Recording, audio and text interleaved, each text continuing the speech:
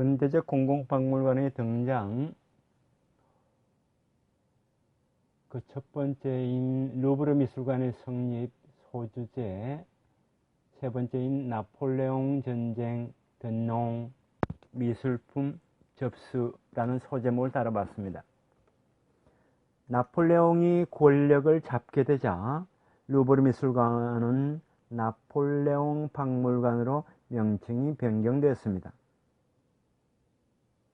화면에 보시는 그림은 이 무렵의 전시홀입니다. 나폴레옹은 영국을 타파하기 위하여 이집트로 원정을 떠났습니다. 그의 이집트 원정은 정치적 약탈일 뿐 아니라 지적 약탈이기도 했습니다. 이집트 원정의 학자, 식물학자, 외과 의사와 약학자, 작곡가, 작가, 경제학자, 인쇄업자, 동양학자 등등 160명 이상이 동행하였다고 합니다. 그 결과 로제트 스톤 외에 대량의 대리석 미술품, 고문서, 고고학 자료, 자연사 자료를 수집했습니다. 군사 행동으로서의 원정은 실패하였지만 이때에 실시한 발굴로 인해 엄청난 양의 자료를 확보할 수 있었습니다. 엘긴 대리석을 비롯해서 많은 고미술, 고고학 자료는 영국의 수중에 건너갔지만 프랑스도 대량의 자료를 획득했고 루브르 컬렉션은 풍성해졌습니다. 이러한 과정에서 이집트학, 아시리아학이 형성되었고 19세기 중반에 학문으로서의 고고학이 성립하게 되었습니다. 이 원정은 고대 그리스 로마에의 관심이라는 당시 역사관의 범위를 고대 이집트까지 넓히는 데 작용했습니다. 이것이 훗날 19세기 로망주의 운동의 영향을 받아 중세나 르네상스에의 관심으로 퍼져나갔습니다. 나폴레옹에 의해 루브르 미술관의 관장으로 임명된 비방 드농은 지금 화면에 보시는 인물입니다만은 그는 이집트 원정에 동행해서 이집트 연구단체 내 문학, 미술, 역사 부문의 책임자가 되었습니다. 그는 프랑스 화폐나 메달 등의 디자인도 맡았으며 로마의 고고학 발굴 조사에 있어서 책임자도 맡았습니다. 드농은 나폴레옹 제국의 미술 지도자, 즉 돈이 되었습니다. 르네상스 이전의 이탈리아 그림의 평가도 드농의 공적이고 그는 이탈리아의 전통문화 수집에 노력했습니다. 이탈리아의 전통문화는 당시 평가를 받지 못했는데 나폴레옹의 몰락에 이어 수탈 물품 반환 때에도 문제시 되지 않을 정도였습니다. 또한 드농은 프랑스에서 조각이 부당하게 낮은 대우를 받고 있다고 생각을 했고 조각의 진흥에 힘을 쏟았습니다. 루브르 미술관의 발전은 이러한 드농의 식견과 노력의 결과였습니다. 나폴레옹 미술관 시대에는 휴일 입장객이 5,000명이 될 경우도 있었습니다. 전시방법에 있어서 드농은 루브르 미술관에서 전시품을 시대, 유파, 작가별로 진열했습니다. 그때까지는 전시에서 그림의 배치는 색의 조화, 화면의 크기에 의해 진열해 왔지만 수탈 미술품의 반환과 함께 루브르 미술관의 진열 방식이 각지로 퍼져나가 정착했습니다. 벽화와 회화의 수에 대해서 드농은 벽면 가득 많이 걸어두는, 즉 벽지 전시라고도 합니다. 월페이퍼, 이게 집이. 당시의 방법을 답습했습니다. 그 당시는 이 방법이 일반적이었고 오늘날의 넓은 벽면에 소수의 그림을 그는 것과는 달랐습니다. 왕정이 부활된 이후 드농은 차가운 대우를 받았지만 루브르 미술관은 그의 작품이라 할 수 있습니다. 그는 최초의 미술 큐레이터였다고 평가받습니다. 루브르 미술관은 유럽에서 높은 명성을 얻었고 외국인도 루브르 미술관을 보러 왔습니다. 그들은 루브르 미술관에서 다른 어디에도 찾아볼 수 없는 자유로움 속에서 미술 작품을 볼 수 있다는 점에 놀랐습니다. 특히 영국인 관람객이 많았고 영업한 카탈로그도 몇 종류나 간행되었습니다. 영국인이나 독일인은 루브르 미술관의 무대의 뒤편도 견학했다고 합니다. 드농 등이 작업하는 모습도 관람했다고 합니다. 이것은 런던 왕립 아카데미 베를린 고미술관의 실현을 준비하는 계기가 됩니다. 앞에서 이야기한 바와 같이 루브르 미술관을 정점으로 한 국내외 피라미드 구조의 미술관 조직을 만드는 작업이 기획되었습니다. 이 기획 의도는 프랑스인의 내셔널리즘을 선동하는 것이었습니다. 또한 혈통을 자랑할 수 없는 나폴레옹에게 여러 나라 제왕의 보물을 세계의 중심인 파리에 모아서 과시하는 것은 위신을 높이는 데 더할 나위 없는 좋은 방법이었습니다. 세계에 비교할 수 없는 독보적 존재인 루브르 미술관, 세계적인 프랑스, 지구한 황제 나폴레옹은 3종 셰프였습니다. 나폴레옹에게 있어서는 루브르 미술관, 즉 이때는 나폴레옹 미술관입니다만 이 미술관은 국제 정치의 일부였습니다. 이러한 루브르 미술관의 정치성은 프랑스 혁명기부터 나폴레옹 제정시대까지 이어졌습니다. 나폴레옹도 드농도 예리한 역사의식을 가지고 있었고 제관식을 다비드에게 그리도록 해서 루브르 미술관이 그려두도록 하였습니다. 그래서 나폴레옹의 영광과 과거의 위대한 제국을 일체화시키려 했습니다.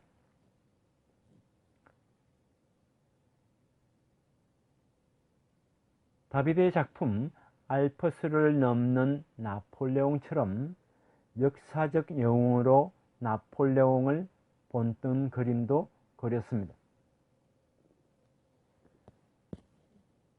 외국에서의 미술품 접수, 즉 수탈이죠. 접수에는 프랑스에도 반대 의견이 있었고 드농, 다비드 등도 반대했습니다. 그러나 드농은 나폴레옹에 의해 등용되자 목적을 바꿔서 접수하는 조직원이 되었습니다.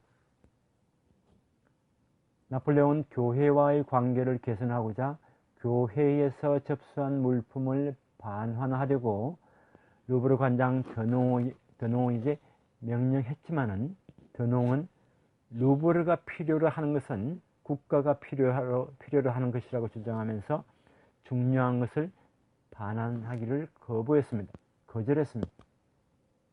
드농은 루브르 미술관에서 지방 미술관으로 미술품을 옮기는 것에도 저항했습니다. 전쟁 승리자가 미술품 등을 약탈하는 것은 당시는 상식이었습니다.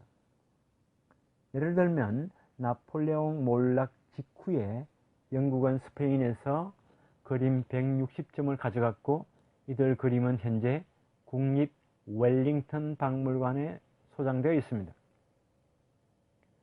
유럽 여러 나라의 미술품을 접수하려 했던 루브르 미술관은 제2차 세계대전 중의 나치 독일의 행위와 같다고 비판받은 적이 있습니다.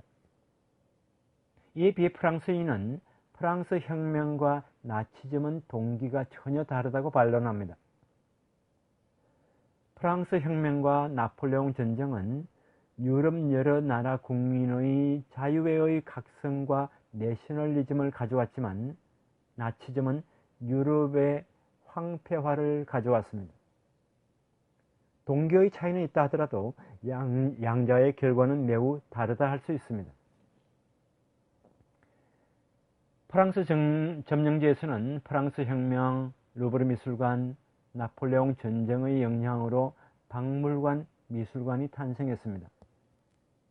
이들 박물관, 미술관의 설립 경위에는 몇 가지 패턴이 있습니다. 나폴레옹 지배하의 도시인 밀라노나 베네치아에서는 미술 아카데미가 만들어졌고 회화, 조각 갤러리가 병설되었습니다.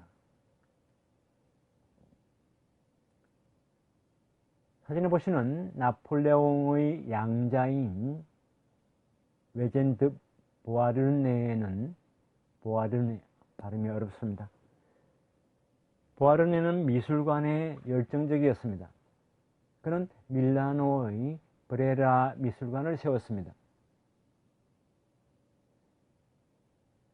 브레라 미술관은 루브르 미술관에 이어 이탈리아 미술관으로서 세워졌고 1809년에 개관했습니다. 또한 프랑스의 접수를 막는 방책으로서 지역에서는 먼저 미술관을 설립하여 중요한 미술품을 수납한 경우도 있습니다. 나폴레옹에 의해 세워진 위성국에서는 나폴레옹의 건친자가 군주가 되었습니다. 그들은 군주로 부임한 후에 바로 박물관, 미술관 설립을 추진했습니다. 각각의 왕권을 강고하게 하기 위해서 박물관, 미술관 설립을 촉진하여 주민의 뜻을 받아들이는 것이 나폴레옹의 뜻에 따라 미술품을 파리로 옮기는 것보다 우선되었습니다.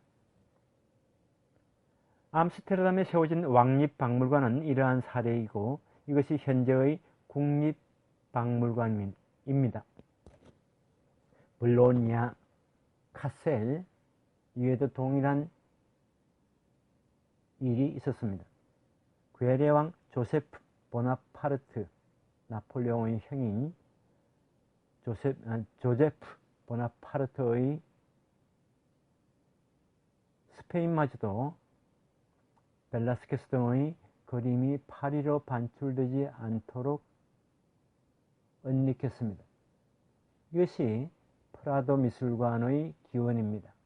프라도 미술관은 1819년에 개관했습니다. 사진을 참조해 주시기 바랍니다.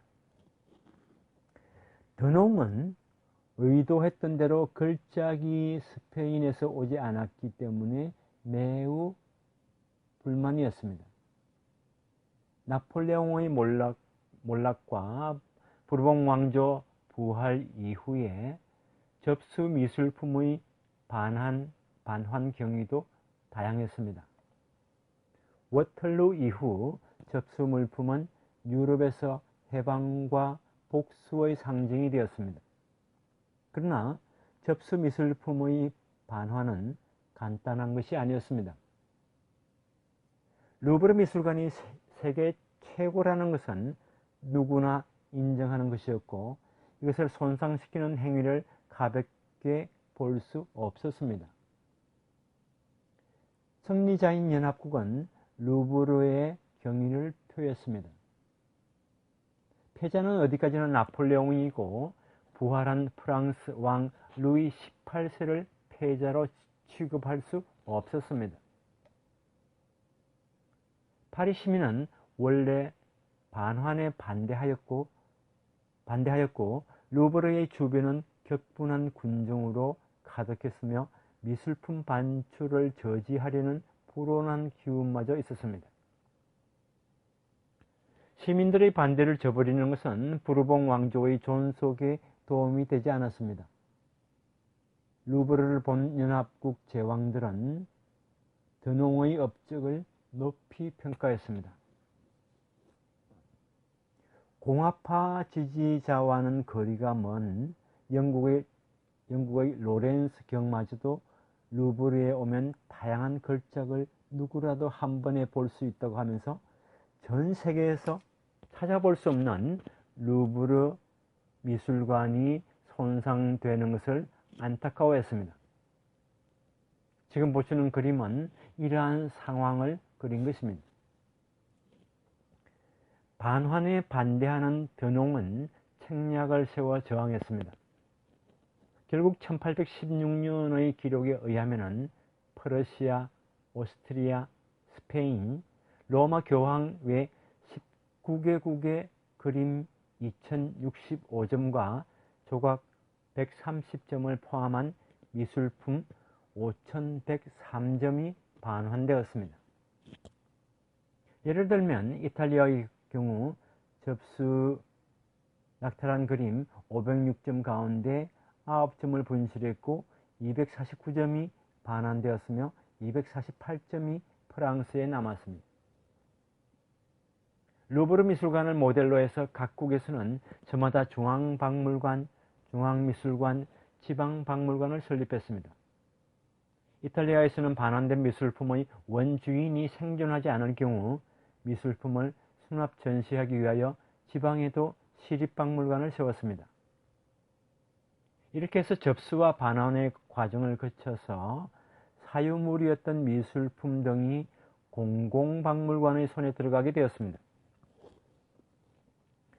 1830년에 개관한 베를린 암스테르담 박물관은 반환 미술품을 받아들이는 곳으로서 세워진 사례입니다. 영국에서도 웨스트 등에 의해 1824년에 왕립 아카데미가 만들어졌습니다. 프랑스 혁명과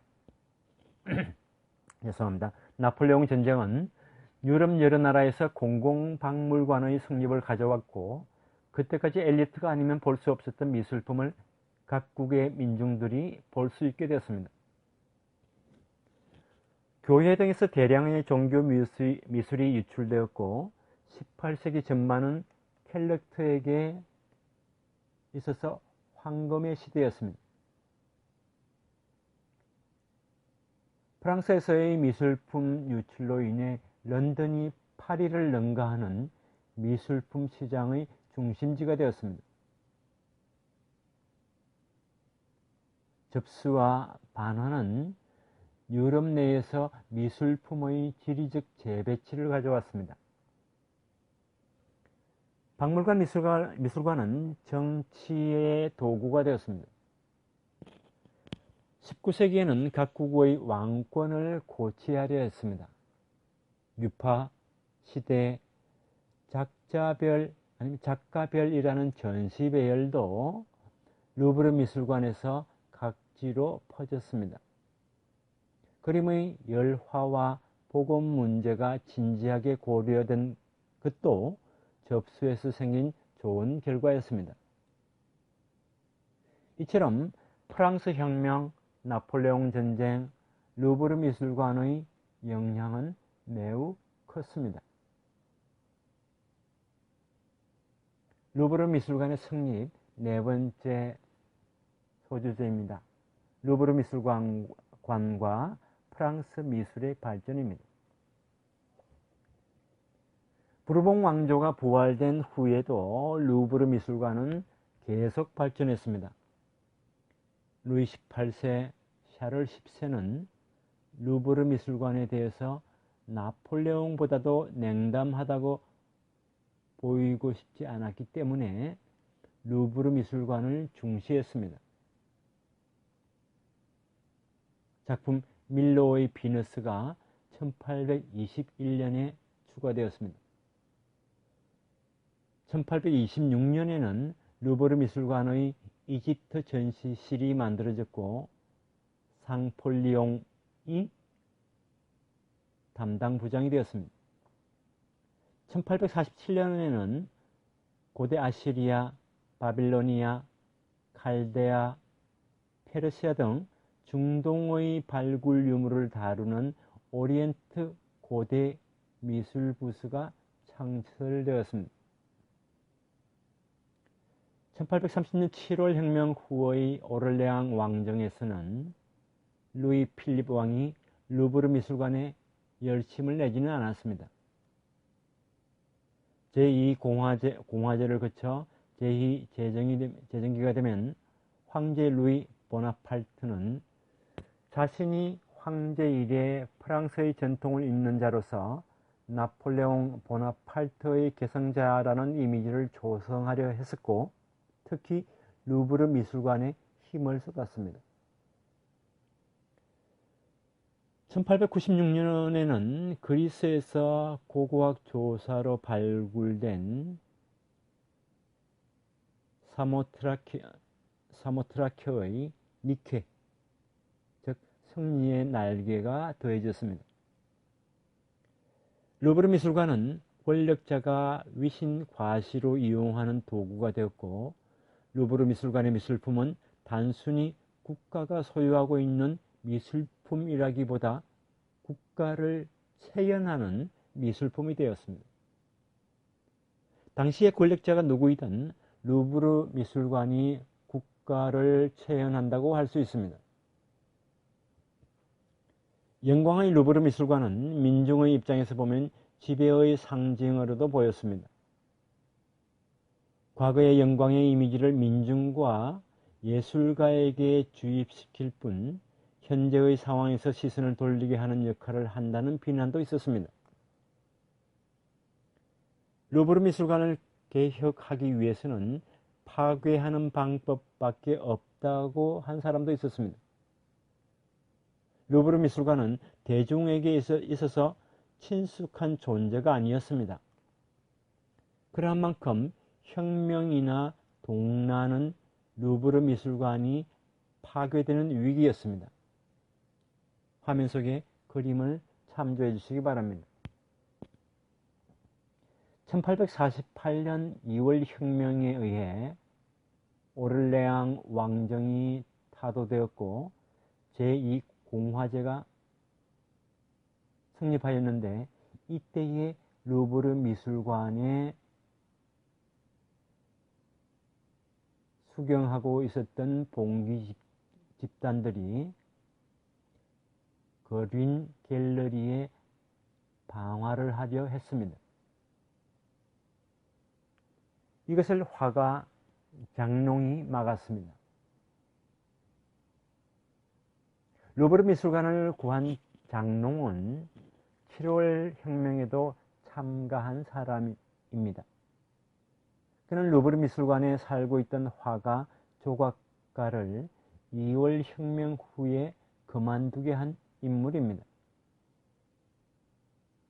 제2공화제 아래에서는 미술관이 민중의 공통재산이라는 점이 인정되면서 루브르 미술관과 건축의 최종 완성이 결정되었습니다. 제2제정 붕괴 후인 1871년 파리 코민에서 루브르 미술관을 지킨 것은 사실주의 화가 쿠르베였습니다. 쿠르베였습니다. 그는 동란에 대비해서 파리와 주변의 미술품을 루브르 미술관에 가져와 화재와 약탈에 대비해서 단단히 포장하거나 모래주머니로 보호했습니다. 쿠르베는 라파엘, 미켈란젤로를 특권 계층이라고 공공연하게 조롱했습니다. 장롱은 미술을 민중의 것으로 돌리려고 정열을 쏟았고 민중 생활을 그린 화가입니다. 그러한 그는 걸작은 민중의 것으로서 후세까지 전해야 한다고 생각하며 루브르 미술관을 지켰습니다. 루브르 미술관은 건립 이래 세잔느, 마티스 무렵까지 거장으로부터 배우는 미술학교의 역할을 했습니다. 루브르 미술관은 처음부터 모사 생도들로 가득했습니다. 모사를 허용하고 미술 교육에 기여하려 하는 것은 프랑스 미술관의 특징입니다. 콜베르 이래로 프랑스를 미술 수출국으로 만들기 위해 컬렉션의 모사를 시켜 미술가 양성에 노력해 왔습니다. 모사는 미술학교에서도 기본 수업 내용이었습니다. 쿠르베도 미술의 전통을 숙지하고 비로소 자신의 스타일을 찾을 수 있다고 생각했고 모사를 중시했습니다. 인상파가 된 화가 가운데 모네, 시슬레는 젊었을 때 루브르에서 모사를 하지 않은 것 같지만은 르누아르, 세잔 등은 모사를 했습니다. 시험 등의 제약으로 인해 교조주의적인 미술학교를 다니지 않은 그들에게 있어서는 루브르 미술관이 학교였습니다. 드가, 마네 등 미술학교 계통의 화가지망생 화가도 루브르 미술관에서 모사를 했습니다.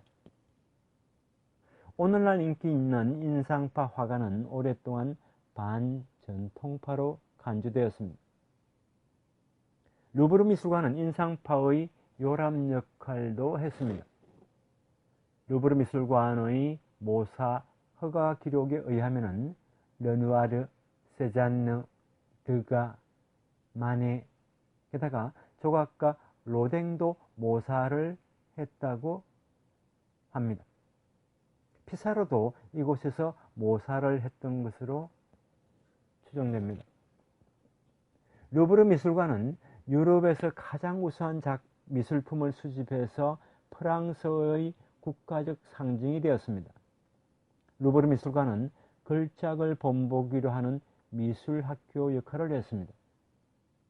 이렇게 해서 19세기 프랑스 회화의 발전을 가져왔습니다. 미술 분야에서도 프랑스를 세계의 중심국으로 자리매김한다는 수세기 이래의 프랑스와 1세, 앙리 4세, 콜베르 등 그들의 염원이 실현되었습니다.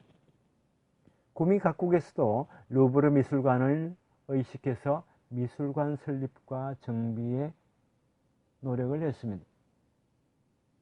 역사가코는 미국의 미술관 대부분이 루브르 미술관을 모델로 하게 되었고 오늘날의 의미에서의 미술이 19세기 말부터 1920년대에 걸쳐 형성되었다고 말했습니다. 지금 보시는 그림은 1921년 루브르의 가이드북입니다. 루브르 미술관은 화가 등의 양성에 힘을 쏟았지만 국민 일반을 대상으로 하는 미술 교육에 특별한 노력은 하지 않았습니다. 이 점이 나중에 말하는 사우스 켄싱턴 박물관과 크게 다릅니다.